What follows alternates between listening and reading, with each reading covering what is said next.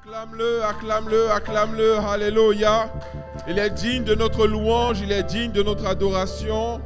Il est digne que nous mettions notre temps à part pour lui, pour le célébrer, pour l'adorer, pour le servir. Amen. Amen. On va s'asseoir dans la présence de Dieu. C'est un message que j'ai demandé vraiment au Seigneur. Seigneur, donne-moi un message pour les mères ce matin. Donne-moi un message pour cet événement. Et j'ai reçu le titre en anglais, c'est « Bring back my presence », c'est-à-dire amener ma présence, ramener ma présence. Amen. Dis à ton voisin, amène la présence de Dieu partout où tu vas. Amen. Dieu, en fait, il y a énormément de choses que nous devons comprendre, mais tout se résume en fait à quelques grandes lignes, quelques grandes choses. Et une des grandes choses que nous devons comprendre, c'est qu'une bonne partie de l'évangile, en fait, consiste à emmener la présence de Dieu dans un endroit. Okay? À manifester la présence de Dieu dans un endroit. Prenons nos Bibles dans le livre d'Ésaïe 57. Et lorsque nous parlons de la main de Dieu agissante dans un endroit, c'est exactement ça. C'est la main de Dieu qui agit. La main de Dieu agissant dans un endroit, c'est la main de Dieu qui amène la présence de Dieu dans un endroit. Amen. Ésaïe 57, verset 15. Ésaïe 57, verset 15.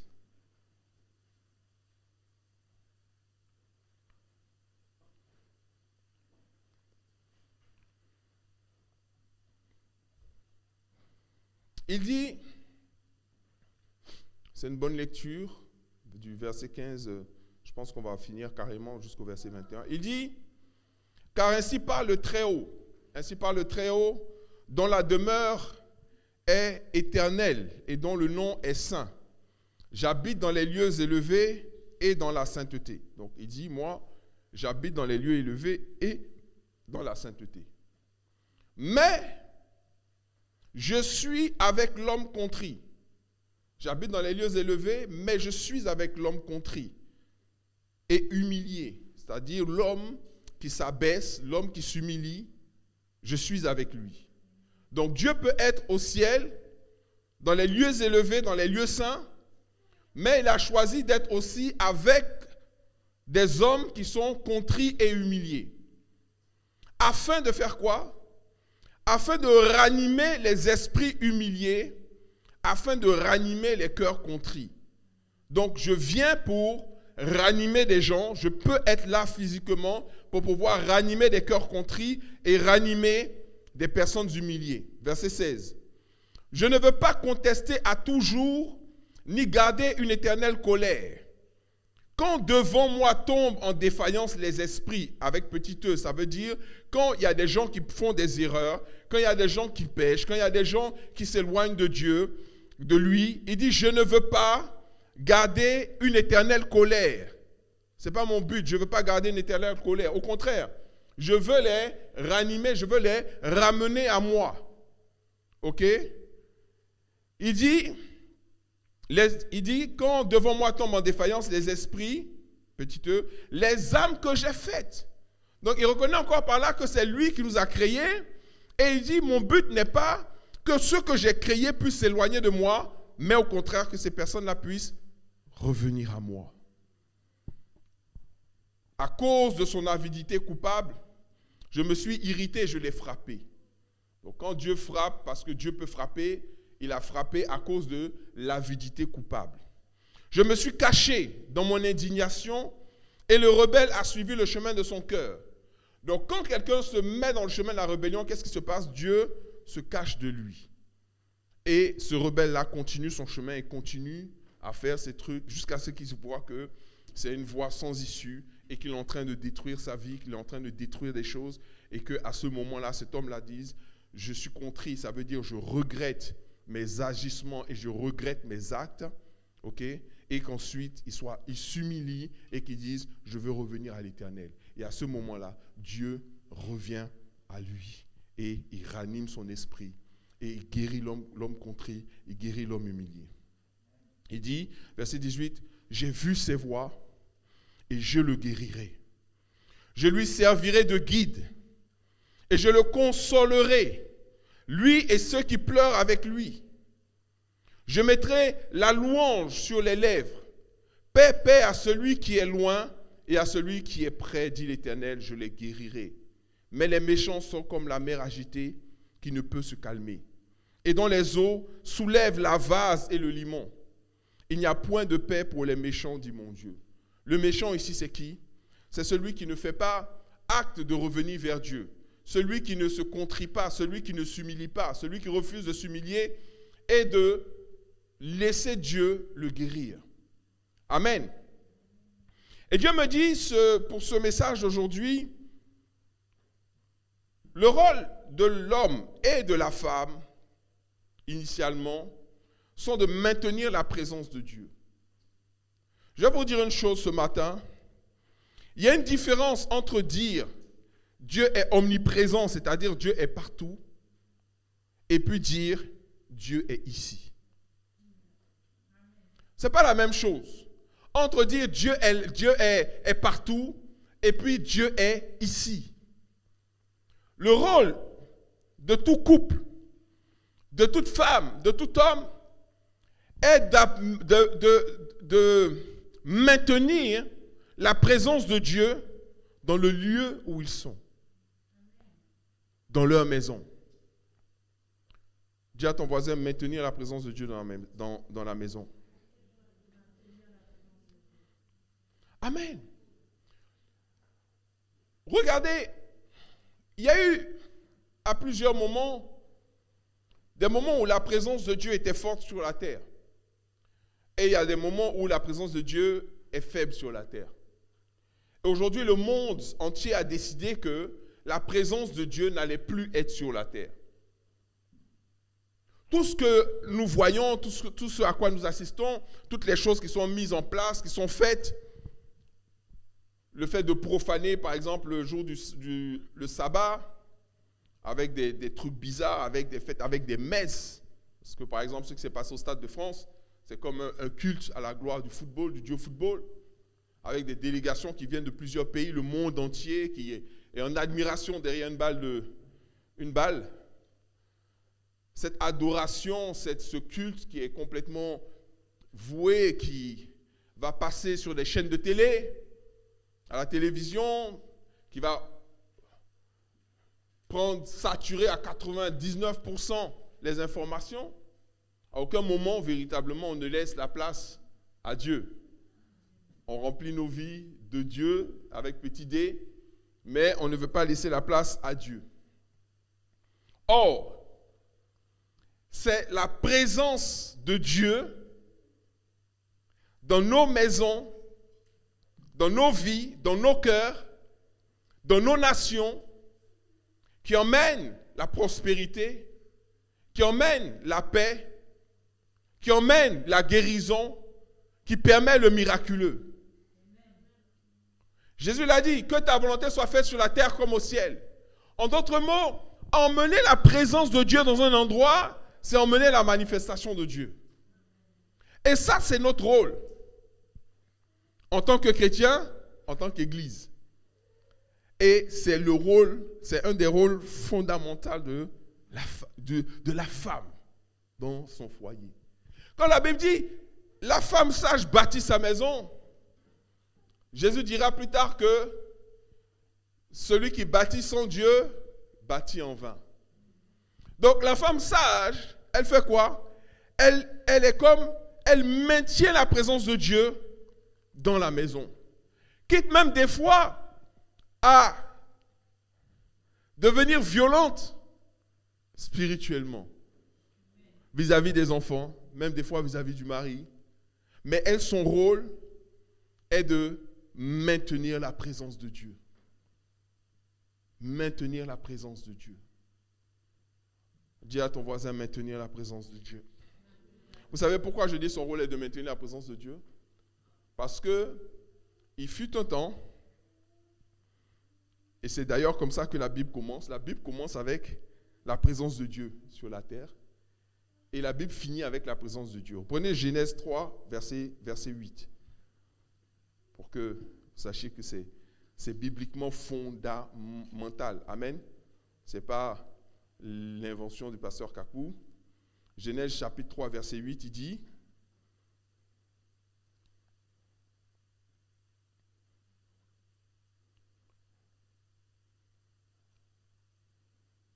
On va lire même à partir du verset 1.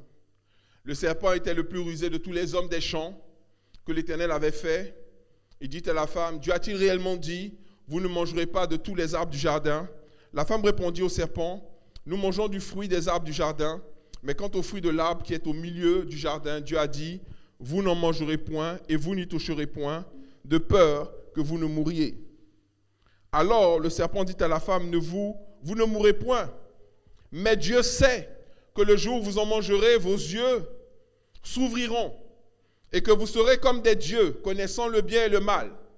La femme vit que l'arbre était bon à manger et agréable à la vue et qu'il était précieux pour ouvrir l'intelligence. Elle prit de son fruit et en mangea. Elle en donna aussi à son mari qui était auprès d'elle et il en mangea. Verset 7. Les yeux de l'un et de l'autre s'ouvrirent. Ils connurent qu'ils étaient nus, ayant cousu des feuilles de figuier, ils s'en firent des ceintures. Alors, ils entendirent la voix de l'Éternel, Dieu. Pourquoi ils ont entendu la voix de l'Éternel? Parce que Dieu était sur la terre. Il les a mis en Éden, il était là. Ok? Qui parcourait le jardin vers le soir. Et l'homme et sa femme se cachèrent loin de la face de l'Éternel au milieu des arbres du jardin. Mais l'Éternel appela l'homme et lui dit, « Où es-tu » Il répondit, « J'ai entendu ta voix dans le jardin et j'ai eu peur parce que je suis nu et je me suis caché. » Là, ça veut dire quoi? À ce moment-là, qu'est-ce qui se passe? La présence de Dieu part. La présence de Dieu part. Pourquoi la présence de Dieu part? Parce que là, la femme a accepté le discours du diable. Qui dit quoi?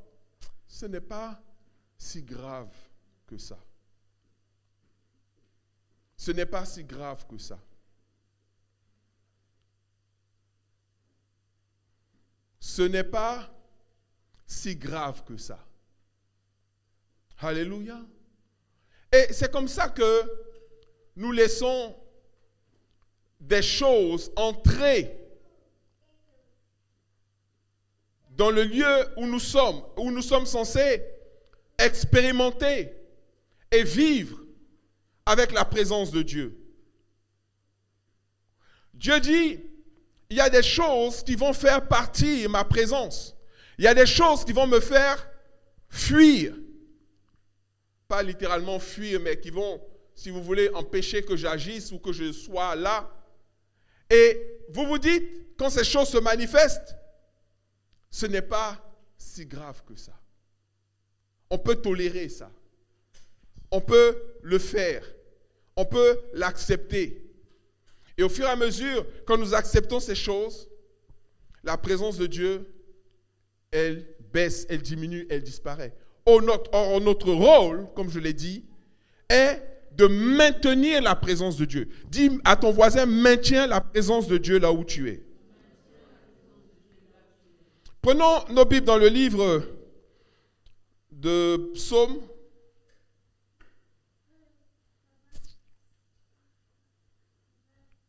Chapitre 139, versets 5 à 14. Psaume 139, versets 5 à 14. Il dit, « Tu m'entoures par derrière et par devant, et tu mets ta main sur moi. » Vous voyez, c'est ça la présence de Dieu. La présence de Dieu, c'est pas simplement d'avoir la main sur soi, c'est qu'on est littéralement entouré, c'est-à-dire on est enveloppé par Dieu. Tu m'entoures par derrière et par devant et tu mets ta main sur moi. Une science aussi merveilleuse est au-dessus de ma portée. Il dit ça, l'intelligence de l'homme, la force de l'homme, c'est pour ça qu'il dit ce n'est ni par l'intelligence, ni par la force, mais par mon esprit, est incapable de faire ça. D'envelopper carrément une personne et de mettre sa main sur lui. Ça, c'est ce que nous voulons avoir tous les jours de notre vie. Lorsque nous nous réveillons, lorsque nous allons au travail, lorsque nous sommes à l'église, lorsque nous sommes même dans les transports, nous voulons être entourés par Dieu et avoir la main de Dieu sur nous. Amen. Et c'est ça que nous ne voulons pas perdre par la négligence, par le fait de faire ce que Dieu nous dit de ne pas faire. Verset 6. Comme j'ai dit, une science aussi merveilleuse est au-dessus de ma portée. Elle est trop élevée pour que je puisse la saisir. C'est-à-dire, je ne peux pas comprendre par ma science comment cela est possible. Or, verset 7, il dit, où irai-je loin de ton esprit? Où fuirai-je loin de ta face? Si je monte aux cieux, tu y es. Si je me couche au séjour des morts, t'y voilà. Si je prends les ailes de l'aurore et que j'aille habiter à l'extrémité de la mer, là aussi ta main me conduira et ta droite me saisira. Ta droite peut me saisir, peut me conduire, peut m'identifier là-bas. En fait, quand il dit tu me conduiras, non, c'est tu me localiseras. Amen. Tu me localiseras. Parce que là, il prend les ailes de l'aurore pour fuir, mais Dieu le localise. C'est vrai, Dieu ne l'accompagne pas pour fuir. Dieu le localise. Si je dis, au moins, les ténèbres me couvriront, c'est-à-dire je vais me cacher dans le noir. La nuit devient quoi? Lumière autour de moi. Même les ténèbres ne sont pas obscures pour toi. La nuit brille comme le jour et les ténèbres comme la lumière. Vous savez pourquoi? Parce que Dieu ne regarde pas à l'apparence, comme j'ai dit. Il regarde au cœur. Une fois, j'ai expliqué aux gens, en fait, Dieu est esprit. Donc, Dieu regarde notre esprit. Comment notre esprit apparaît dans le monde spirituel? Notre esprit dans le monde spirituel apparaît comme une flamme, comme un feu. Est-ce que vous me suivez? Notre esprit dans le monde spirituel apparaît comme un feu. Ok? Et ce feu-là, comme vous-même vous le savez, vous avez plusieurs sortes de feux. Vous avez le feu d'un briquet, vous avez le feu d'une bûchette d'allumettes, vous avez un feu des champs, vous avez une forêt qui est embrasée. Et vous savez que, par exemple, une petite bûchette d'allumettes peut embraser toute une forêt. Mais ça, c'est le feu qui se répand et qui s'agrandit. Comme aussi sur le feu, qu'est-ce que vous pouvez faire? Vous pouvez l'étouffer. Et puis le feu va diminuer. Comme vous pouvez aussi l'éteindre en versant de l'eau dessus. Mais un feu, pour qu'il puisse demeurer, vous devez l'entretenir. Donc, quand Dieu regarde le monde, il regarde la terre, qu'est-ce qu'il voit? Il ne voit pas des gens avec des autoroutes, avec des immeubles, avec des trucs. Non, il voit des flammes. Il voit des flammes. Il peut voir des flammes dans une maison. Il peut voir une concentration de flammes dans un endroit. Amen. C'est pour ça que la Bible dit, l'homme regarde à l'apparence, mais Dieu lui regarde au cœur. Il dit, n'éteignez pas mon esprit, parce que l'esprit de Dieu est aussi comme un feu dévorant. Si vous voulez, j'en ferai l'étude sur le feu, vous allez voir, ce n'est pas tiré de mon chapeau. C'est vraiment, lorsqu'on enseigne sur la foi, une fois, Reinhard Bonnke expliquait comment, en fait, l'esprit de l'homme pouvait avoir une illumination telle que Dieu ne pouvait pas rester indifférent à l'illumination qu'il voit sur la terre. Comme par exemple le jour où David affronte Goliath, au moment où il se prépare, où il commence à proclamer certaines paroles, où sa foi est à son paroxysme, il y a un feu qui se lève dans la vie de David qui fait que Dieu lui-même est interpellé par ce feu-là. Pour ça, il y a des actes de foi sur la terre, des actes que nous posons qui font que le ciel même s'arrête pendant un certain temps pour voir ce qui va se passer. Et c'est pour ça que nous pouvons communiquer le feu, nous pouvons communiquer la flamme, nous pouvons communiquer, nous pouvons emmener un changement, une transformation dans la vie de quelqu'un. Quand nous imposons les mains, c'est en fonction du feu que nous avons en nous, que nous avons entretenu ou étouffé. Si tu as étouffé le feu, tu ne communiqueras rien. Si par contre le feu il est entretenu, quand tu touches une personne, il y a des gens, des fois, ils réagissent comme s'ils étaient brûlés, okay? Comme si le feu était tombé sur eux. Et c'est pour ça que la Bible parle de baptiser du Saint-Esprit et de feu. Le baptême de feu consiste à l'esprit, à remettre notre esprit en feu. Donc, c'est pour ça que, my God. Donc, quand sur un espace, les flammes commencent à baisser comme ça. Des fois, vous avez des endroits où il n'y a même pas, il y a juste une petite incandescence là, quelque part, une étincelle. Dans certains pays, sur des kilomètres, vous avez juste une étincelle. Et puis dans d'autres endroits, sur des kilomètres et des kilomètres, vous avez des flammes. Reda Volke parlait du feu sur la tête et il disait, il y a une dame qui lui disait que oui, elle est fatiguée parce qu'il y a des démons qui viennent, qui s'asseyent sur sa tête. Elle a toujours mal à la tête, elle a toujours des problèmes à la tête. Il dit, mais toi, c'est quoi ton problème? Il dit, mais c'est pas normal, parce que l'Esprit de Dieu est sur nous. Lorsque nous sommes entourés par Dieu, avec la main de Dieu sur nous, que nous sommes en feu pour Dieu, il y a une flamme au-dessus de notre tête. Et un esprit ne peut pas venir s'asseoir sur cette flamme-là. Ce n'est pas possible, ça va le brûler. Vous voyez, plus nous sommes remplis de Dieu, plus la présence de Dieu est là, plus nous sommes en feu. Et c'est ce feu-là que nous devons garder dans nos demeures, dans nos maisons, dans nos églises, dans notre famille. Nous devons garder ce feu. Or, il y a des choses qui agissent pour éteindre ce feu. Le problème, c'est que nous devenons champions dans les choses et dans les actions qui éteignent ce feu, qui amenuisent ce feu.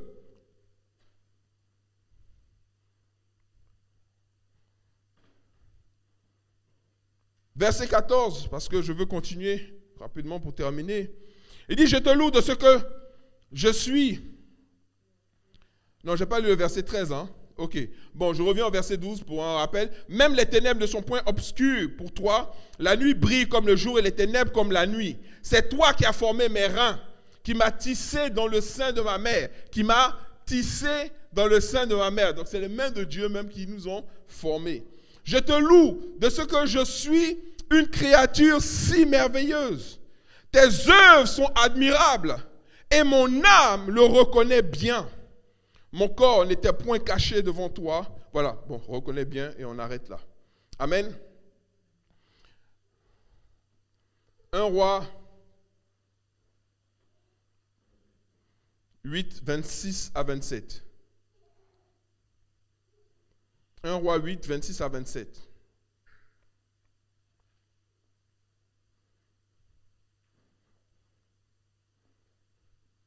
Là, c'est la prière de Salomon.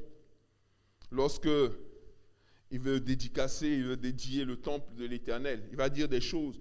Là, tu vois aussi qu'il s'est quand même approché de Dieu. Il dit, oh, qu'elle s'accomplisse, Dieu d'Israël, la promesse que tu as faite à ton serviteur David, mon père. Mais quoi? Quelle est la promesse que tu as faite à mon père, ton serviteur David? Que Dieu habiterait-il sur la terre? Vous savez, comme j'ai dit au commencement, quand Dieu crée Adam et Ève, il habite sur la terre. Ok? Et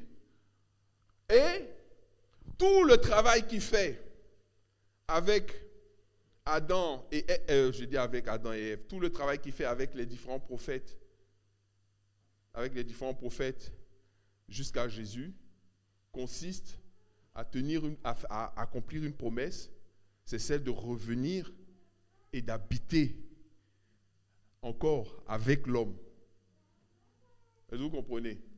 C'est pour ça qu'il dit au peuple d'Israël, et peut-être qu'on le verra si on a le temps, il dit, je serai avec vous. Je serai votre Dieu, vous serez mon peuple. Vous serez quoi? Mon peuple. Mon peuple, ça veut dire, je serai avec vous. Quand vous prenez même maintenant Jésus-Christ, lui-même, il dit, on l'appellera Emmanuel, c'est-à-dire Dieu est avec vous. C'est-à-dire que toute la promesse de Dieu, tout le souhait de Dieu, c'est d'habiter avec l'homme. Oh my God. C'est que sa présence soit avec nous de manière permanente. En réalité, quand Dieu nous crée, après les gens vont dire, ouais, c'est pour être peut-être des animaux de compagnie. Non, ce n'est pas pour être des animaux de compagnie. Dieu nous crée parce qu'un animal de compagnie n'est pas à ton image et n'est pas selon ta ressemblance. Mais Dieu nous crée à son image, selon sa ressemblance. Pourquoi? Parce qu'il veut communier avec nous. Nous avons le plus grand privilège qui puisse exister.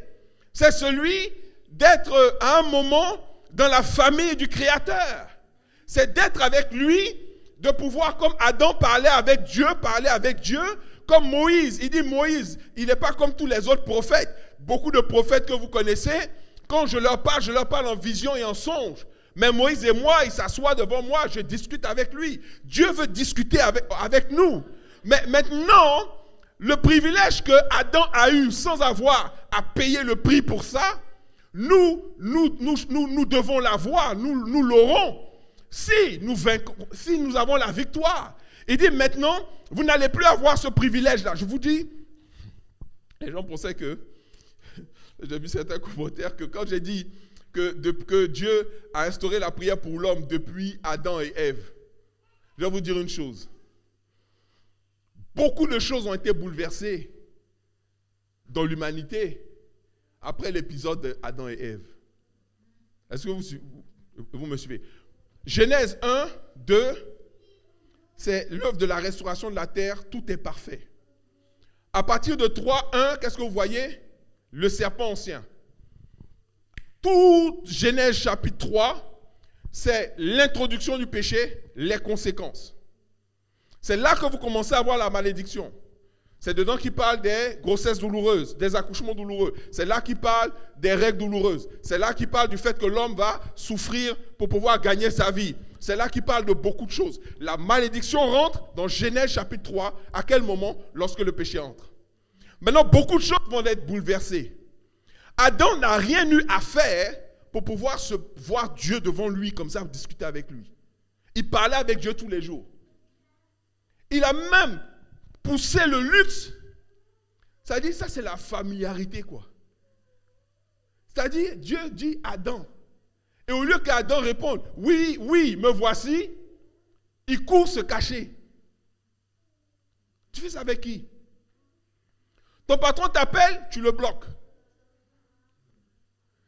Expliquez-moi combien de personnes font ça. C'est-à-dire, le boss des boss, ce n'est pas ton N plus 1, N plus quoi, c'est le N.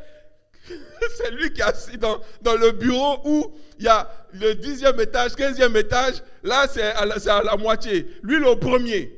Tout le premier étage, c'est pour lui. Quand il t'appelle, tu vois son numéro, tu vois son nom, mais le boss. Et puis tu fais quoi?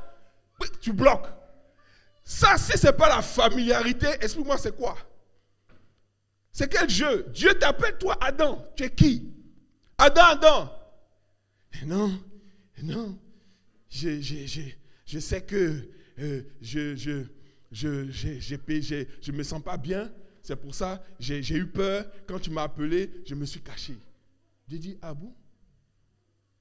Donc, ça veut dire que quand tu mets un homme au beurre comme ça, là, et puis tu lui donnes accès à ta présence de manière facile comme ça, c'est comme ça qu'il se comporte.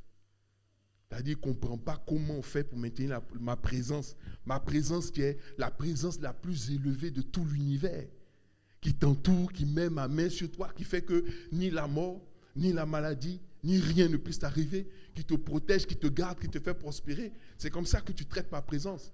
J'ai dit, ok, à partir d'aujourd'hui, pour que l'homme puisse avoir la grâce de ma présence, et encore même, c'est de manière, c'est pas comme du temps d'Adam, hein, pour avoir même la présence par l'Esprit de Dieu, tu vas jeûner. Tu vas jeûner 21 jours. Tu vas jeûner 40 jours. Tu vas t'humilier, tu vas te contraindre. Tu vas te repentir, tu vas te laver, te nettoyer, jusqu'à ce que je vois que cette flamme-là qui émane de ton cœur commence à ressembler à quelque chose qui a vraiment envie que je sois là. Et là, je vais venir. Plus jamais tu ne vas avoir accès à ma présence comme ça. C'est pour ça que je dis, quand il dit que notre rôle est de maintenir sa présence, c'est parce que beaucoup d'entre nous n'avons pas compris quel peut être l'impact de la présence de Dieu dans notre environnement. Quand la présence de Dieu est là, il y a des choses pour lesquelles tu ne pries plus. Quand la présence de Dieu est là, il y a des choses pour... Parce que ce que tu fais pour que la présence de Dieu demeure, fait que la maison s'harmonise en même temps. La paix règne. Il y a une certaine présence là, un peu, actuellement les gens font la publicité d'un climatiseur réversible, je crois que ça s'appelle Atlantics. Et donc la personne arrive, et puis il est assis là, et puis alors qu'il y a un chien méchant qui est à côté, et puis il dit, ah mais il fait bon ici, hein, tu vois. Ou bien il est là, il voit des poupées partout, donc tu vois que la personne est visiblement un malade mental. Le gars joue avec des poupées, et puis il dit, mais il fait bon ici, hein. Quand la présence de Dieu est chez toi, quelqu'un va venir de l'extérieur, il va venir s'asseoir là, il va dire, mais il y a quelque chose ici. Alléluia, je sens quelque chose là. Je dis, toute personne qui s'assoit chez toi, tu vas pouvoir lui parler de Jésus. Parce qu'il va sentir que entre l'atmosphère de chez lui, l'atmosphère de chez toi, il y a quelque chose de différent. Et ce n'est pas caractérisé par le matériel, c'est caractérisé par une présence. Alléluia. Continuons. Donc il dit, lui, Salomon, oh, qu'elle s'accomplisse, Dieu d'Israël, la promesse que tu as faite à ton serviteur David, mon père. Il dit, mais quoi? Dieu habiterait-il véritablement sur la terre? Lui-même, il se pose la question en disant, mais est-ce que c'est possible que Dieu habite sur la terre? Voici les cieux, et les cieux des cieux ne peuvent te contenir. Combien moins cette maison que j'ai bâtie, en parlant du temple de Salomon. Il dit, toutefois, Éternel, mon Dieu, sois attentif à la prière de ton serviteur, à sa supplication. Écoute le cri et la prière que t'adresse aujourd'hui ton serviteur. Il était en train de faire la dédicace du temple. Il était en train de faire la dédicace du temple et il s'étonnait que Dieu puisse venir habiter dans ce temple. Il dit, franchement, j'ai du mal à croire que tu puisses habiter là, mais toutefois, permets que toutes les prières qui vont être adressées dans ce temple, que tu puisses les recevoir. Mais il met en doute la promesse de Dieu.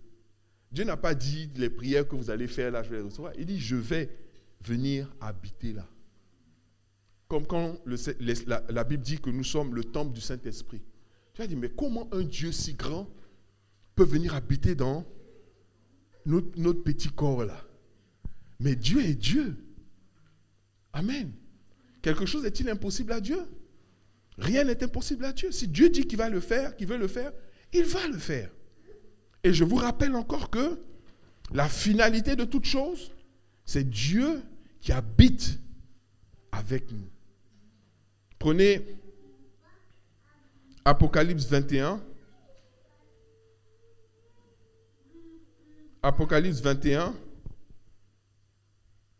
versets 1 à 4.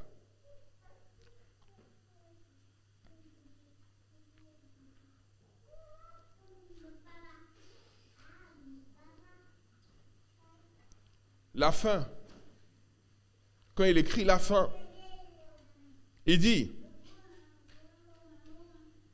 puis je vis quoi?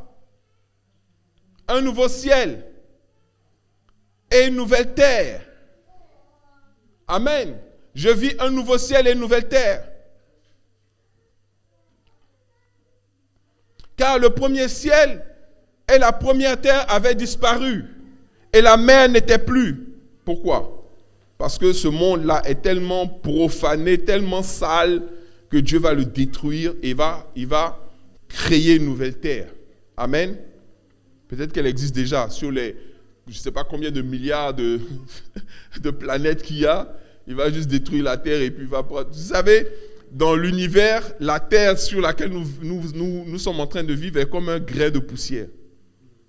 Il y a des planètes qui sont 500 000 fois plus grosses que la Terre, en fait. Donc, ce n'est pas le choix qui manque. Dans tout l'univers, là, il y a tellement de planètes.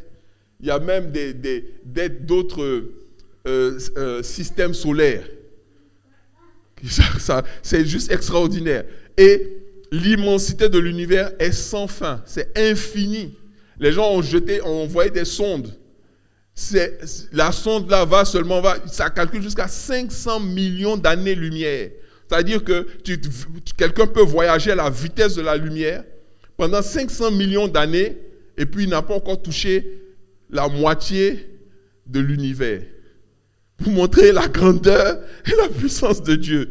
Donc, quand ils écoutent l'univers avec des appareils hyper sophistiqués, à tel point que même si quelqu'un laisse tomber une épingle ou n'importe quoi, une pièce d'1 centime quelque part, dans l'univers, ils vont l'entendre. Depuis, ils écoutent. Il n'y a rien. Pourquoi? Dieu dit, c'est sur la terre qu'il a mis la vie. Maintenant, cette terre-là, il dit, il va la faire disparaître. Verset 2. Et je vis descendre du ciel, d'auprès de Dieu, la ville sainte, la nouvelle Jérusalem, préparée comme une épouse qui s'est parée pour son époux. C'est quoi? C'est la ville que Dieu lui-même a bâtie. Et cette ville-là, Jésus nous a dit, si ce n'était pas le cas, il ne nous l'aurait pas dit. Il ne nous ment pas. Il doit aller pour achever cette ville-là. Cette ville où vont vivre une catégorie de personnes. Quels sont ces gens-là? Les gens qui auront gagné le privilège et la grâce. On ne parle pas des Adams qui ont méprisé la présence de Dieu. On parle des gens qui auront gagné le privilège et la grâce de pouvoir demeurer avec Dieu pour l'éternité. Et j'entendis du trône une voix forte qui disait, « Voici, le tabernacle de Dieu est avec les hommes. Il habitera avec eux et ils seront son peuple. Et Dieu lui-même, qui? Dieu lui-même sera avec eux. » Moi, je suis tenté de rajouter pour l'éternité. C'est le cas si on continue de lire. Je voulais qu'on arrête au verset 4, mais on lit. Il essuiera toute larme de leurs yeux et la mort ne sera plus. Il n'y aura plus ni deuil, ni cri, ni douleur, car les premières choses ont disparu. Amen. Et voici celui qui était assis sur le trône dit, voici je fais toutes choses nouvelles. Et il dit, écris. Pourquoi? Dis encore. Écris, pourquoi? Car ces paroles sont certaines et véritables. C'est sûr et certain, c'est ce qui va se passer. Donc le monde commence par la présence de Dieu sur terre et la Bible plutôt, et elle finit par la présence de Dieu sur terre avec ceux qui vont habiter avec lui pour l'éternité.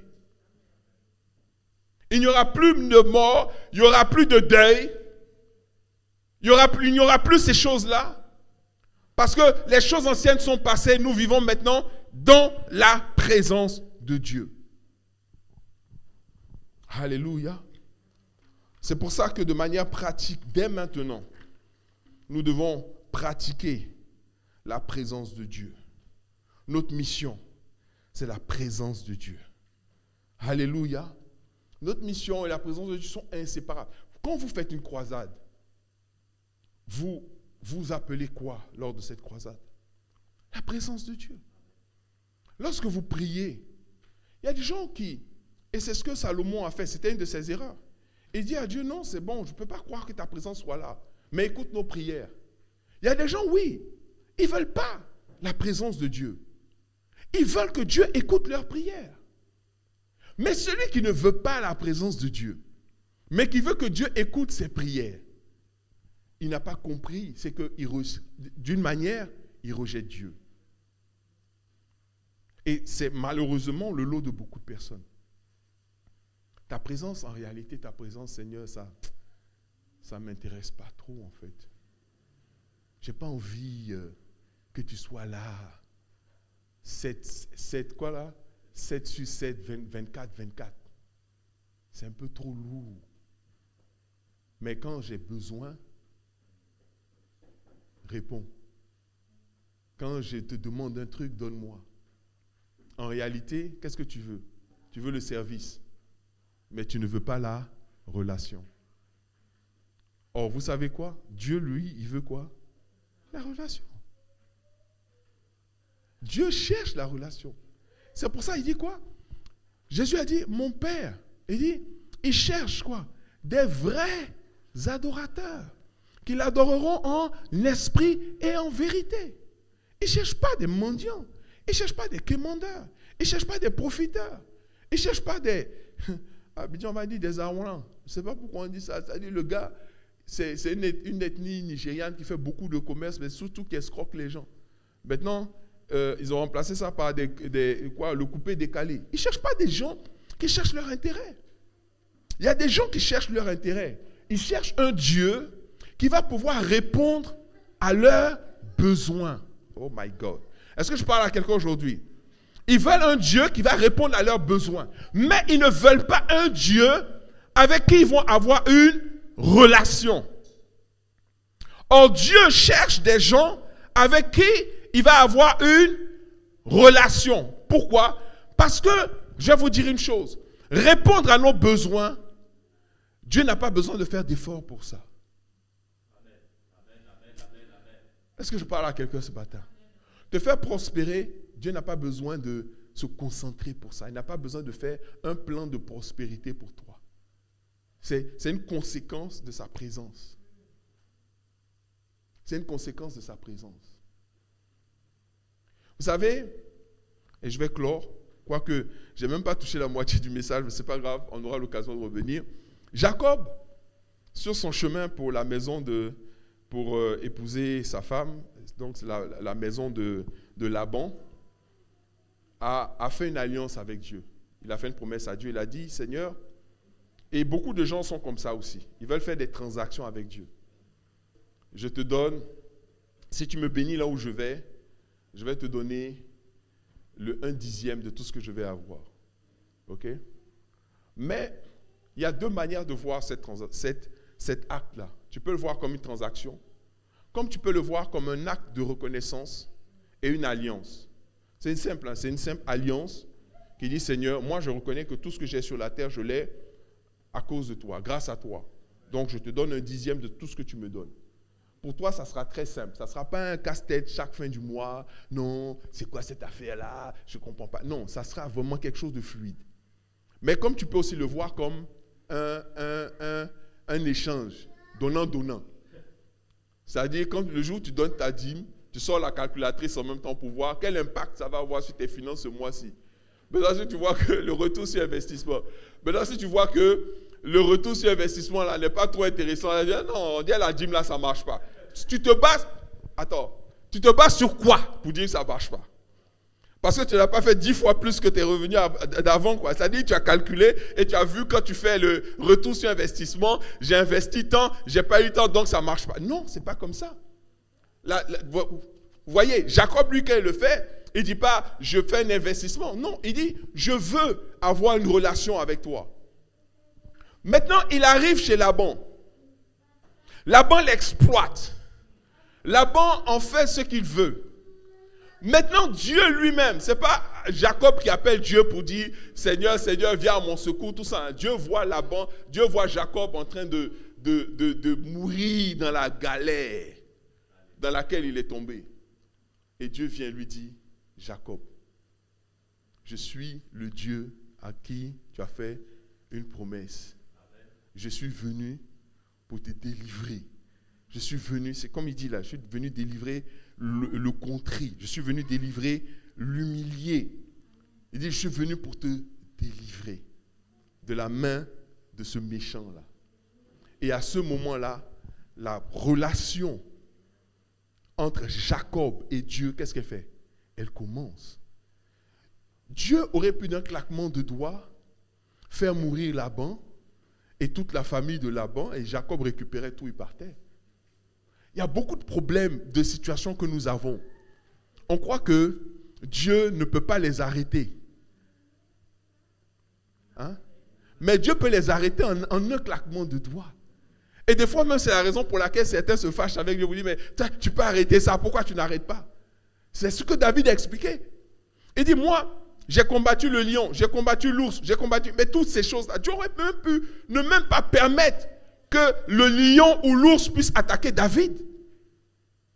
Mais Dieu a permis que ces choses-là puissent l'attaquer pour que lui, il puisse avoir la victoire sur ces choses en relation avec lui et que ça fasse faire quoi? Que ça augmente la qualité de cette relation.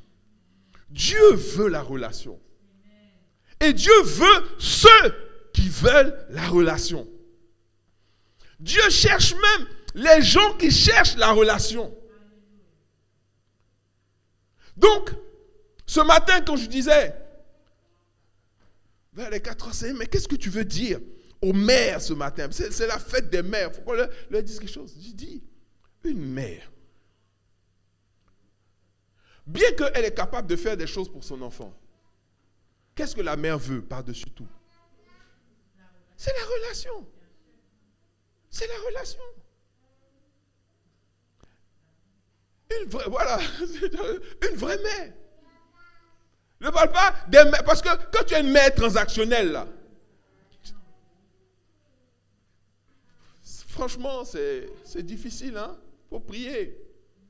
Quand tu es une mère transactionnelle, tu l'appelles, oh bonjour maman, ça va? Je voulais prendre de tes nouvelles. Quel genre de fils même moi j'ai là? Toutes mes camarades, leurs fils leur acheté des voitures. Moi depuis là je marche à pied. C'est terrible. Dans une relation, le transactionnel, tu ne peux pas avoir les deux en même temps. C'est soit la relation, soit les transactions. Mais en réalité, il y en a une. Il y a une qualité qui englobe l'autre. Quand le relationnel est parfait, est la base, tout ce qui est matériel est secondaire. Toutes les mères qui ont eu une bonne relation avec leurs enfants, quand l'enfant a percé là, tu n'as même pas besoin de dire « et ma maison ». C'est-à-dire un matin, il vient te chercher et puis il dit « tiens, tu vois la maison qui est là, elle te plaît ?» « Eh oui, cette maison-là, vraiment, j'ai toujours rêvé habiter là. » Il dit « c'est ta maison. » Tu n'as pas besoin de rentrer dans les transactions. Et malheureusement, dans l'église, on a deux sortes de chrétiens. Il y a des chrétiens, ils sont dans les transactions avec Dieu. Mais c'est qui tu joues même? Toute personne qui rentre dans le transactionnel avec Dieu, il va perdre. Il perd, à coup sûr. La dernière fois, je regardais une blague où la femme disait, oui, moi je veux un mari qui a maison, qui a plusieurs voitures, qui a une bonne situation, qui est stable, qui voyage et qui peut me faire voyager et tout ça. Et puis, maintenant le gars lui demande, mais toi là même là, tu as quoi? tu vas m'apporter quoi? Il dit, tu vas m'apporter quoi? Bon, après, il est un peu grossi. Il dit, tu vas m'apporter quoi? Quitte là, n'importe quoi. Tu vas m'apporter quoi? Donc, quand tu veux rentrer en transaction avec quelqu'un qui est grand, il faut avoir quelque chose à apporter. Bon, mais toi, explique-moi. Toi là, tu vas apporter quoi à Dieu en fait? Dis-moi, tu vas apporter quoi à Dieu? Tu vas apporter quoi? Tu vas apporter quoi? Ta mignonitude? Non, ce n'est pas les gens mignons qui existent sur la terre, quoi. C'est toi, Dieu attend pour avoir quelqu'un de mignon. C'est lui qui t'a créé. Tu vas apporter quoi? Tu vas apporter ton intelligence? Tu vas apporter ton pragmatisme? Tu vas apporter tes diplômes? Tu vas apporter ton argent? Tu as quel argent qui va effrayer Dieu ici? Tu n'as rien. Quand tu n'as rien, tu t'humilies. Et puis c'est pour ça qu'il dit, je viens et je fais quoi? Je restaure Celui qui s'humilie. Celui qui s'humilie dit, Seigneur, je suis fatigué de faire des transactions avec toi. Moi, ce que je veux, c'est avoir une relation avec toi. Je veux ta présence dans ma vie. C'est tout ce qui m'intéresse. Et la présence de Dieu dans notre vie, c'est tout. C'est pour ça que Dieu me dit, dis à nos mères, à nos pères aussi, c'est pour tout le monde, privilégiez ma présence. Sanctuarisez ma présence. Maintenez ma présence. Le rôle d'Adam et Ève était de maintenir la présence de Dieu sur la terre. Malheureusement, c'est eux-mêmes qui se sont éloignés de la présence de Dieu. Dieu a mis une séparation avec eux. Ça, c'est le rôle du péché. On aura l'occasion, on en a déjà parlé, on reviendra encore dessus. Mais il y a d'autres choses. L'animosité, la jalousie, la chair, le travail de la chair, la méchanceté. Il y a beaucoup de choses qui font que la présence de Dieu ne peut pas demeurer dans un endroit où nous sommes. Alors que ce que nous voulons, encore une fois et pour la fin, c'est la présence de Dieu. Que ce soit une église, que ce soit une maison, que ce soit une entreprise, quel que soit ce que nous sommes en train de faire, la question que Moïse disait, il dit, Dieu, tu seras avec nous ou pas? Dieu dit, non, je vais envoyer mon esprit, je vais envoyer le feu, je vais envoyer des choses pour vous aider. Non. Moïse dit, si tu n'es pas avec nous, c'est même pas la peine. Mais quand bien même, Dieu était avec le peuple d'Israël dans tout leur périple, il n'y avait qu'un seul qui comprenait et qui voulait maintenir la présence de Dieu, c'était Moïse. Tout le reste du peuple, ils étaient dans la transaction. Donne-nous à manger, donne-nous à boire, on a faim, on a soif, guéris-nous. C'est ça le problème. On va se lever, on va prier le Seigneur. Alléluia. Tu vas dire à ton Dieu ce matin, merci Jésus. Merci Jésus. Tu vas dire à ton Dieu ce matin,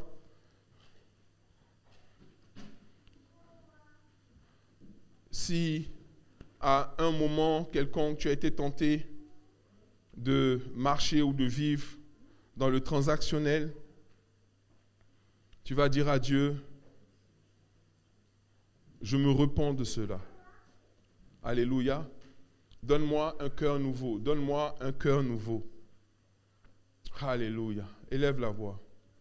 Donne-moi un cœur nouveau.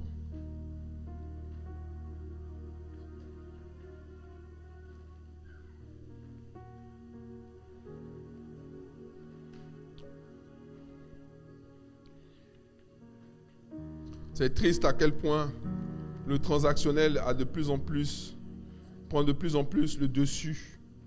Même des fois dans les relations de couple, transaction. Dans les relations humaines, transaction. Dans les relations entre hommes. Je te donne quoi, tu me donnes quoi, je te donne quoi en échange de quoi.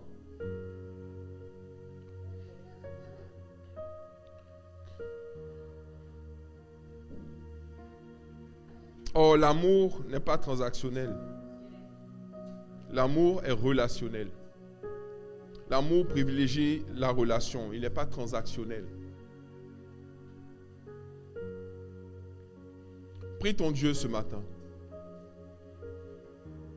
Demande-lui de purifier tes intentions. Demande-lui de purifier ton cœur. Demande-lui de nettoyer ton cœur. De le rendre exactement comme il veut qu'il soit. Parce que tu veux avoir une vraie relation avec lui. Alléluia. Dis-lui, Seigneur, je veux avoir une vraie relation avec toi. Je veux avoir une relation précieuse, genuine, on dit, particulière, spéciale, unique. Je veux être de la race d'Abraham qui a eu une relation particulière avec toi.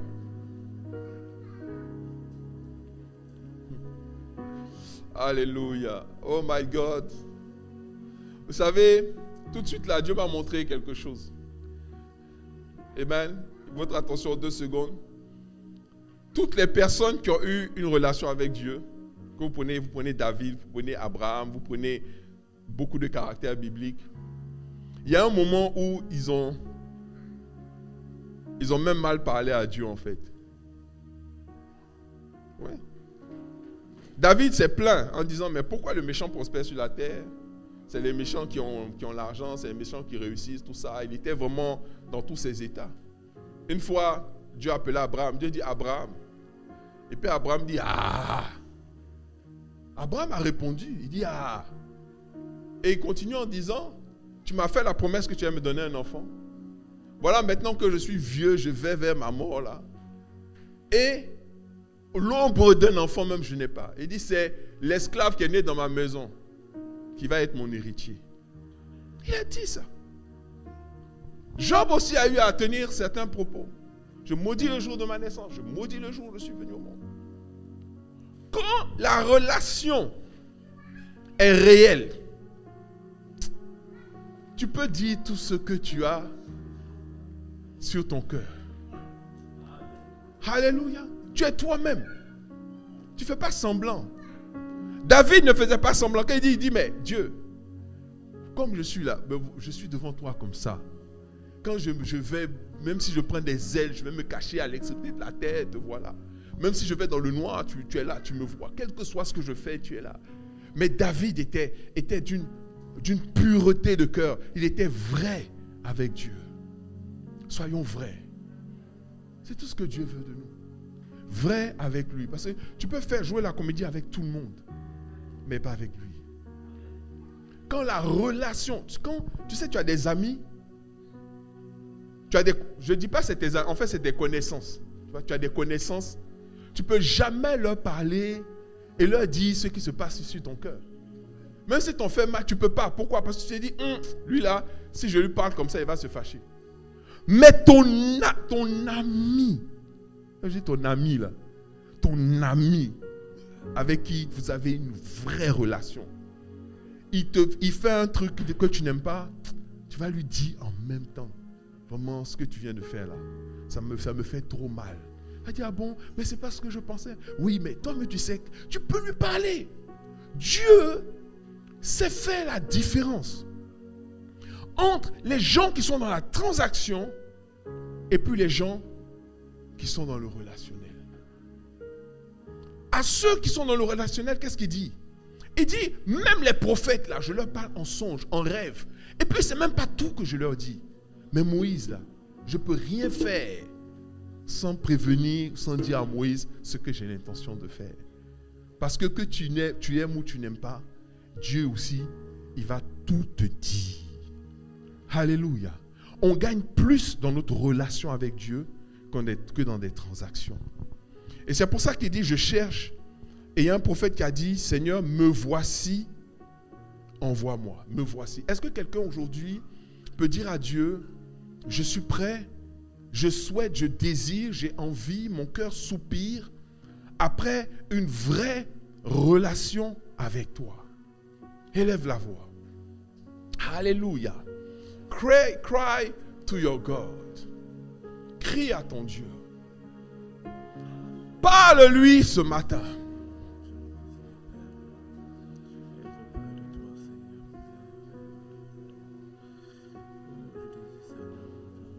Alléluia. Rausondaria shendere bosso kayanda. Esindara sende yamake.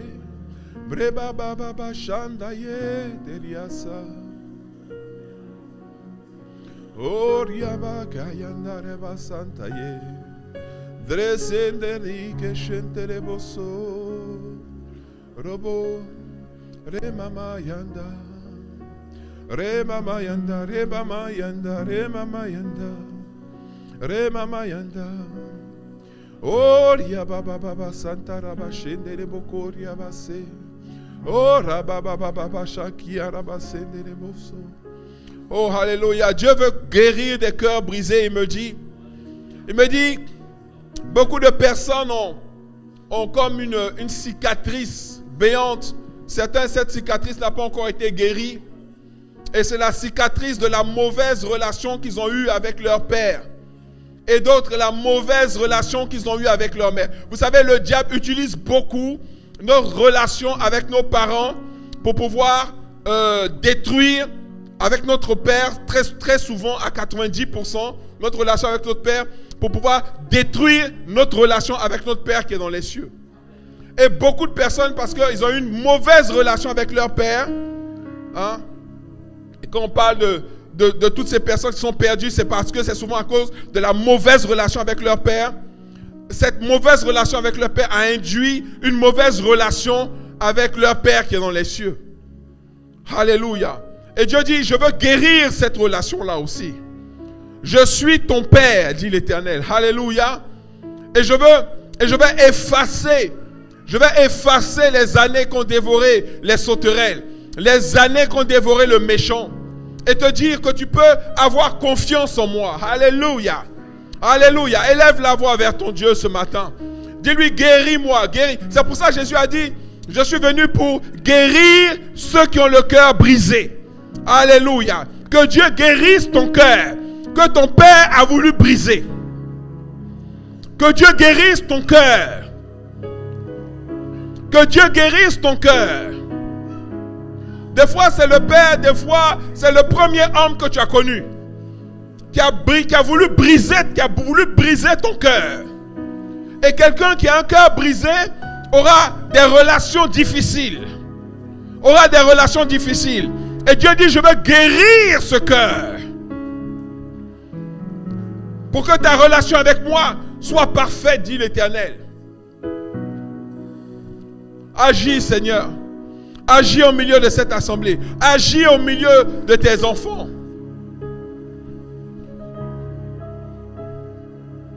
Maintenant, quand on parle de relations difficiles aussi, il y a des relations difficiles avec des mères.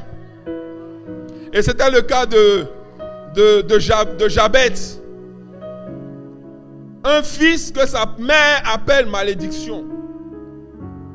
Ta propre mère t'appelle malédiction. Jabez était tellement engouffré dans le cœur brisé dans la malédiction que sa vie même était une malédiction. Et il a compris que sa situation ne pouvait changer tant qu'il n'établissait pas une relation avec Dieu. Et c'est dans sa relation avec Dieu, alléluia, bien entendu, qui a d'abord commencé par une sorte de transaction. Mais quand vous étudiez bien Jabez, ça commençait dans la transaction, mais ça continuait dans la relation. On aura l'occasion de revenir dessus. Et Dieu a changé sa situation. Alléluia. Dis-lui, Seigneur, je veux faire partie de ton peuple, de ton troupeau. Je veux être ta brebis. Je veux faire partie de ceux qui t'adorent en esprit et en vérité. À partir de maintenant, que toute forme de relation transactionnelle avec toi prenne fin et que la relation prenne le dessus au nom de Jésus. Je m'abandonne à toi. Je me livre à toi. Je me confie à toi. Je demeure en toi. Je mets ma vie entre ta main. Je remets mon esprit entre ta main. Et à partir de maintenant, je te prie, Seigneur, de recommencer à me parler, à me conduire, à me diriger, à être présent dans ma vie. Plus jamais, je ne m'éloignerai de toi. Plus jamais, je ne fuirai ta présence. Je veux être avec toi. Je veux demeurer avec toi. Et je veux que tu demeures en moi. Que tu m'entoures de ton esprit et que ta main soit sur moi. Au nom de Jésus, nous avons prié. Le peuple de Dieu dit Amen. Alléluia. Acclame ton Dieu bien fort ce matin. Acclame ton Dieu bien fort ce matin. Acclame ce Dieu merveilleux. Alléluia. Qui nous a donné à nous tous des mères. Amen. Pas des parents, un ou deux. Il nous a donné des mères que nous voulons célébrer aujourd'hui. Amen. Et nous allons nous approcher de sa table aussi ce matin. Alléluia. Et ça, c'est formidable. Vous voyez,